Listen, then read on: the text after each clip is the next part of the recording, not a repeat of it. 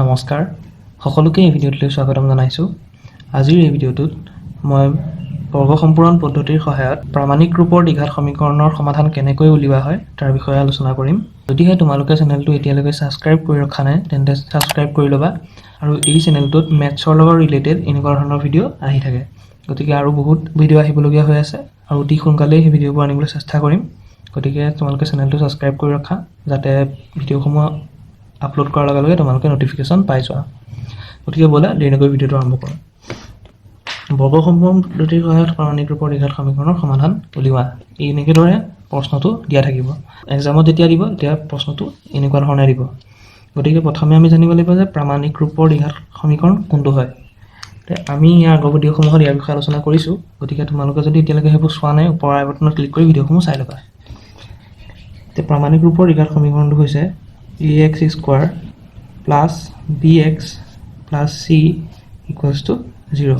বৰ্গ সম্পূৰণ পদ্ধতিৰ সহায়ত যিকোনো এটা দ্বিঘাত সমীকৰণ সমাধান কৰিবলৈ যাওঁতে আমি দুটা পদ্ধতি পাইছিলোঁ। সেই পদ্ধতি দুটা হৈছে সাধাৰণ পদ্ধতি আৰু এটা হৈছে হিন্দু শ্ৰীধৰ আচাৰ্য পদ্ধতি। দুটাৰে বেলেগ বেলেগ নিয়ম আছে। দুটাৰ দ্বাৰা আমি সেই দুটা বৰ্গ সম্পূৰণ পদ্ধতিৰ ভিতৰত আহে, অৰ্থাৎ বৰ্গ সম্পূৰণ পদ্ধতিক দুটা ভাগত ভাগ কৰা হৈছে। তোমালোকে যদি সেই ভিডিঅ'বোৰ চোৱা নাই তেন্তে চাবা। আৰু বৰ্তমান আমি এইটো সাধাৰণ পদ্ধতিৰ দ্বাৰা কৰিম। সাধাৰণ পদ্ধতিৰ দ্বাৰা আমি যেতিয়া কৰিম তেতিয়া কি কৰিম, প্ৰথমে যে এৰে উভয় পক্ষত হৰণ কৰিম। আমি এৰে উভয় পক্ষত হৰণ কৰিম। তেতিয়া প্ৰথমে ইয়াত কৰিম বুলি লিখিব নালাগে। এৰে উভয় পক্ষত হৰণ কৰিলে আমি কি পাম, এই যিটো সমীকৰণ দিয়া আছে এই সমীকৰণটোক আমি এৰে যেতিয়া হৰণ কৰি দিম তেতিয়া আমি পাম x square plus b by a into x plus c by a equals to 0। ঠিক আছে। এতিয়া কি কৰিম, এতিয়া বৰ্গ সম্পূৰণ পদ্ধতিত কি কৰা হয় যে প্ৰথমে আমি দুটা বৰ্গৰ ৰাশি বনাম যি দুটা বৰ্গত থাকিব। অৰ্থাৎ কেনেকৈ বনাম, প্ৰথমে এক্স স্কোৱাৰ লিখি ল'ম প্লাছ 2 এটা দি দিম। তাৰপিছত এক্সটোক যদি আমি এ বুলি ধৰোঁ টুৱাইছ এ হ'ল। এতিয়া আমি বি ভেলুটো উলিয়াব লাগে, তো এইটো আমি লিখিম বি বাই 2a। ঠিক আছে। ইয়াৰ পিছৰ টাৰ্মটো হ'ব বি বাই 2a, অৰ্থাৎ আমি গৈ আছোঁ কি এ প্লাছ বি হোল স্কোৱাৰ, বা আমি ইয়াত এ প্লাছ বি ব্যৱহাৰ কৰিছোঁ যেতিয়া আমি ক'ব পাৰোঁ b plus q whole square সূত্ৰলৈ নিবলৈ চেষ্টা কৰি আছোঁ। এতিয়া x square plus twice a b plus b square, যিহেতু এই বি স্কোৱাৰ টাৰ্মটো আমি বেছিকৈ দিছোঁ ইয়াত, গতিকে আমি এটা কমায়ো দিব লাগিব b by twice a whole square. আৰু লাষ্টত আমি লিখিম plus c by a equals to 0। ঠিক আছে। এতিয়া কি কৰিবা, প্ৰথম যিটো লিখা আছে x square plus 2x into b by 2a plus b by 2a whole square, এইটো আমি লিখিছোঁ যে a plus b whole square সূত্ৰত আছে বা b plus q whole square সূত্ৰত আছে। গতিকে আমি এইটোকে লিখিব পাৰিম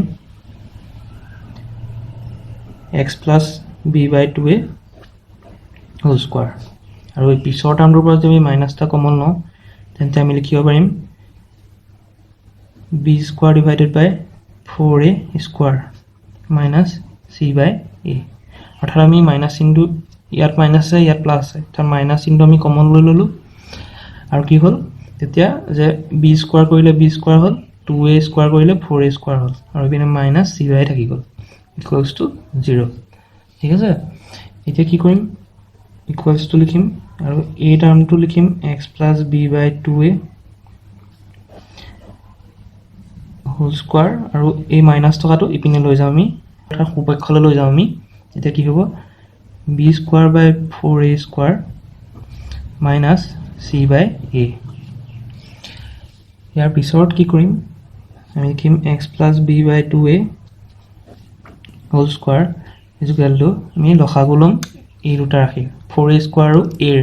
এতিয়া 4a স্কোৱাৰ আহিব তলত আৰু ওপৰত আহিব বি স্কোৱাৰ মাইনাছ 4ac। ঠিক আছে। ইয়াৰ কি কৰিম x plus b by 2a whole square equal to আমি পালোঁ কি b square minus 4ac divided by 4a square, আমি এইটো পালোঁ। এতিয়া কি কৰিম, আমি বৰ্গমূল ল'ম। বৰ্গমূল লিখি এই দুটা ৰাশি মই একে লিখি দিলোঁ কাৰণ কাটিবলৈ মন নগ'লে, গতিকে একেধৰণে লিখি দিলোঁ। এটা তোমালোকে দুটা লিখি নিদিবা, এটা লিখিবা x plus b by 2a। এতিয়া কি কৰিলোঁ আমি বৰ্গমূল ল'লোঁ, অৰ্থাৎ হোল স্কোৱাৰটো আঁতৰি যাব আৰু কি হ'ব এইপিনে root over b square minus 4ac। Sorry চিটো থাকি গৈছিলে, মই লিখি দিছোঁ b square minus 4ac divided by 4a square. ঠিক আছে, এতিয়া কি হ'ব x plus b by 2ac ইজুকেলটো আমি ওপৰ ৰাশিটোৰ পৰা বৰ্গমূল ল'ব নোৱাৰোঁ, গতিকে এইটো আমি এনেকৈ লিখি দিম বি স্কোৱাৰ মাইনাছ 4ac। আমি তলৰটোৰ বৰ্গমূল ল'ব পাৰোঁ, তলৰটোৰ বৰ্গমূল হ'ব 2ac। ঠিক আছে, 4a স্কোৱাৰ বৰ্গমূল হ'ব 2a 4a স্কোৱাৰৰ বৰ্গমূল হ'ব 2a হ'ল ইজুকেলটো কি হ'ব x। আৰু এটা কথা লিখিবলৈ পাহৰি গৈছোঁ, তোমালোকে চাই ল'বা, যেতিয়া আমি কোনো এটা সংখ্যাৰ বৰ্গমূল ল'ম তেতিয়া আগত প্লাছ মাইনাছ লিখিব লাগিব, অৰ্থাৎ এটা প্লাছতো আহিব এটা মাইনাছতো আহিব, কাৰণ এইটো হোল স্কোৱাৰ লৈছোঁ। ইয়াত প্লাছ মাইনাছ এটা থাকি গৈছে লিখিবলৈ, লিখিছোঁ মই। আৰু যেতিয়া আমি x লিখিম আৰু এতিয়া কি কৰিম যে এই b মাইনাছ 2ac ইফালে লৈ যাম, তেতিয়া হ'ব minus b by 2ac plus minus root over b square minus 4ac divided by 2ac। আৰু ইয়াৰ পৰা আমি পাম 2ac যদি আমি লসাগু লওঁ তেন্তে minus b plus minus root over b square minus 4ac। ঠিক আছে, আমি এক্সৰ ভেলুৰ কাৰণে এইটো পালোঁ। ইয়াত দেখিছোঁ যে আমি প্লাছ মাইনাছ দুটা ৰাখে, অৰ্থাৎ আমি এক্সৰ ভেলু দুটা পালোঁ। কেনেকৈ পালোঁ যে এক্স ইকুৱেলছটো কিমান হ'ব minus b plus root over b square minus 4ac by 2ac, আৰু আন এটা হ'ব এক্স ইকুৱেলছটো minus b minus root over b square minus 4ac divided by 2ac। আৰু এই যিটো সূত্ৰ ওলালে, অৰ্থাৎ এই এক্সৰ যিকেইটা ভেলু ওলালে,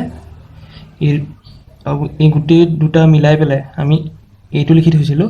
আৰু এই যিটো সূত্ৰ ওলালে, অৰ্থাৎ এক্সৰ এইটো যি ভেলু ওলালে মই দেখুৱাই দিছোঁ, এইটোকে আমি কওঁ দ্বিঘাত সূত্ৰ। এতিয়া আমি কেনেকৈ তলত লিখি দেখিছোঁ, এনেকৈ এক্স ইকুৱেলছটো কি হ'ব minus b plus minus root over b square minus 4ac divided by 2ac। আৰু এইটোকে আমি কওঁ দ্বিঘাত সূত্ৰ।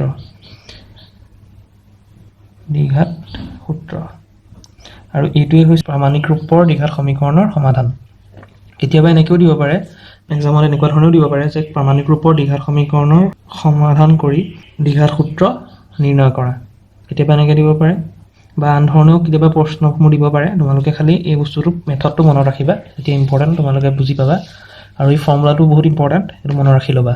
এতিয়া আমি চাওঁ যে এইটো আমি যিটো মেথড উলিয়ালোঁ এইটোক কোৱা হয় সাধাৰণ পদ্ধতি। মই চাইডত লিখিবলৈ থাকি গ'ল, লিখি দিছোঁ মই সাধাৰণ পদ্ধতি। এইটো আমি সাধাৰণ পদ্ধতি লিখ কৰি ল'লোঁ। এতিয়া আমি কৰিম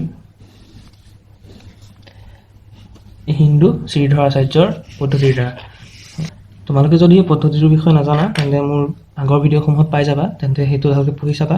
ইয়াত মই বেছিকৈ ডিছকাছ নকৰোঁ, লিখি লৈছোঁ মই। প্ৰথমে আমি প্ৰামাণিক ৰূপটো লিখি ল'ম, a square plus b x plus c equal to 0।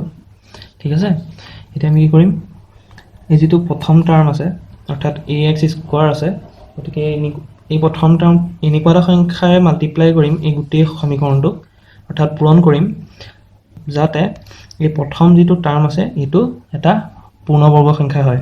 কেনেকৈ কৰিম, ইয়াত যদি আমি 4a মাল্টিপ্লাই কৰি দিওঁ, 4a উভয় পক্ষত পূৰণ কৰি তো 4a যদি উভয় পক্ষত পূৰণ কৰি দিওঁ, তেন্তে আমি প্ৰথম যিটো টাৰ্ম আছে সেইটো পাম 4a square into x square plus b into 4a into x plus 4ac equal to 0। চাবা তোমালোকে, এইটো যদি ভালকৈ লিখি লওঁ তেতিয়া হ'ব 4a square x square plus 4abx plus 4ac equal to 0। এইটো আমি কি কৰিলোঁ যে 4a এই গোটেই সমীকৰণটোক আমি উভয় পক্ষত পূৰণ কৰি দিলোঁ, তেতিয়া আমি এই সমীকৰণটো পালোঁ। এতিয়া কি দেখিছোঁ যে ইয়াৰ যিটো প্ৰথম ৰাশি আছে এই ৰাশিটো এটা পূৰ্ণবৰ্গ ৰাশি হয়, গতিকে আমি লিখিব পাৰিম কেনেকৈ 2ax হোল স্কোৱাৰ। এইটোক আমি লিখিব পাৰিম 4a স্কোৱাৰ x স্কোৱাৰ বুলি লিখিব পাৰিম 2ax হোল স্কোৱাৰ প্লাছ মাজৰ ৰাশিটোক কি কৰোঁ আমি টুৱাইচ ab ফৰ্মত নিব লাগে, গতিকে আমি কি কৰিম অৰ্থাৎ 2pq ফৰ্মত নিবলৈ চাওঁ আমি, তেতিয়া কি কৰিম টুৱাইচ আগতে 2 লিখি ল'ম। ইয়াত a ভেলু আমি গোটেইটো বুলি ধৰিম অৰ্থাৎ মাজত থকা ভেলুটো, তেতিয়া আমি কি হ'ম 2ax। এতিয়া ইয়াত এনেকুৱা এটা ভেলু বহাব লাগে যাতে সেই সংখ্যাৰ লগত এই সংখ্যাটো পূৰণ কৰিলে এই মাজৰ 4ab পাওঁ। এতিয়া আমি কি দিব লাগিব b দিলেই হৈ যাব। ইয়াত যদি আমি এটা b দি দিওঁ, ইয়াত এটা b দিলে আমি দেখা পাম 4abx পাম, অৰ্থাৎ এইটো যদি আমি পূৰণ কৰি দিওঁ 2 2 4 হ'ব ab ইনটু x হ'ল। গতিকে b দিলোঁ, b দিয়াৰ লগে লগে আমি ইয়াত লগত লিখিব লাগিব b স্কোৱাৰ। যিহেতু b স্কোৱাৰটো আমি বেছিকৈ দিছোঁ, এটা b স্কোৱাৰ আমি কমাই দিব লাগিব আৰু লগতে কি লিখিব লাগিব লাষ্টত থাকি যাব প্লাছ 4ac আৰু লগতে আমি লিখি দিব লাগিব 0 হৈ গ'ল। ইয়াৰ পিছত কি কৰিব লাগিব আমি যে প্ৰথম এই গোটেই টাৰ্মটো ব্যৱহাৰ কৰি আমি এটা লাইন লিখিব পাৰিম, এইটো হ'ল 2ax plus b whole square. অৰ্থাৎ আমি যিটো ভাঙি থোৱা আছে a square plus twice ab plus b square এই ফৰ্মটো আছিলে, ভুল নকৰিবা ইয়াত a আৰু b বোৰৰ কথা মই কোৱা নাই, ইয়াত এইবোৰ যিকোনো বেলেগ সংখ্যা আমি a b টো ইয়াত বেলেগ বেলেগ ধৰিছোঁ, a বুলি ধৰিছোঁ এই গোটেইটোক আৰু b ধৰিছোঁ, এইটো b হৈ আছে। গতিকে বা pq বুলি ভাবি লোৱা তোমালোকে 2ax plus b whole square, অৰ্থাৎ এইটোৰ পৰা আমি এইটো বনাই ল'লোঁ, মাইনাছত আছে এইটো প্লাছত আছে। আমি এই দুটা ৰাশি আমি সোঁপক্ষলৈ লৈ যাওঁ, তেতিয়া কি হ'ব b স্কোৱাৰ মাইনাছ 4ac। ঠিক আছে, এতিয়া আমি কি কৰিম দেখিছোঁ, এতিয়া আমি এইটো এই গোটেই ৰাশিটোৰ পৰা আমি বৰ্গমূল ল'ম। তেতিয়া এই বৰ্গমূল ল'লে কি হ'ব 2ax plus b equal to plus minus root over b square minus 4ac হ'ব। ঠিক আছে, ইয়াৰ পিছত কি কৰিম 2ax equals to minus b plus minus root over b square minus 4ac, অৰ্থাৎ এই বিটো কিপিনে লৈ গ'লোঁ তেতিয়া মাইনাছ b হ'ল আৰু এই গোটেই ৰাশিটো আমি 2a ডিভাইড কৰিম। এতিয়া x equal to minus b plus minus root over b square minus 4ac। মই দুটা পদ্ধতিতে কৰি দেখুৱালোঁ, অৰ্থাৎ xৰ মান দুটা পদ্ধতিৰ দ্বাৰা উলিয়াই দেখুৱালোঁ। গতিকে তোমালোকে যিটো পদ্ধতিয়ে ভাল পোৱা সেই পদ্ধতিত কৰিব পাৰিবা। এই পদ্ধতিৰ দ্বাৰা কৰিবলৈ উজু হয়, গতিকে তোমালোকে এই পদ্ধতিটো ব্যৱহাৰ কৰি পেলাইও অংকবোৰ কৰিব পাৰিবা।